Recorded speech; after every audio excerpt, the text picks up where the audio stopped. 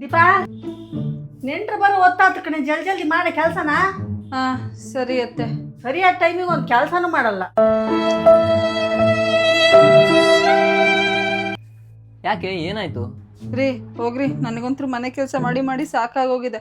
ಅತ್ತೆ ಒಂದರಲ್ಲೂ ಹೆಲ್ಪ್ ಮಾಡಲ್ಲ, ಬರೀ ಆರ್ಡರ್ ಮಾಡ್ತಾರೆ ಅಷ್ಟೇ. ಸರಿ, ನಾನು ನೋಡ್ಕೊಂತೀನಿ, ಸುಮ್ಮನೆ ಇರು. ಅಮ್ಮ, ಏನು ಸೀರಿಯಲ್ ನೋಡ್ತಿದ್ಯಾ? ಕಣ ಬರೀ ಅತ್ತೆ ಸೊಸೆ ಗೋಳೆ ಆಗೋಯ್ತು ಈ ಸೀರಿಯಲ್ ಪೂರ್ತಿ ಅಲ್ವಾ? ಅಮ್ಮ, ನಾನು ನಿನಗೊಂದು ಪ್ರಶ್ನೆ ಕೇಳಲಾ?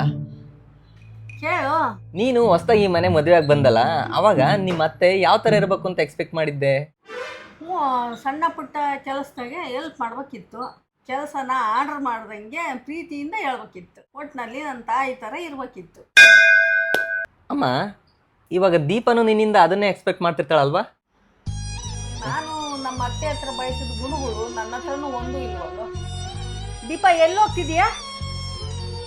ಮತ್ತೆ ಕಸ ಹೊಡೆದು ನೆಲ ಒರೆಸಿದ್ರೆ ಎಲ್ಲ ಕೆಲಸ ಮುಗೀತತ್ತೆ. ಸರಿ, ನೀನು ಕಸ ಹೊಡಿ, ನಾನು ಮುಸ್ರೆ ಬೆಳಗ್ತೀನಿ.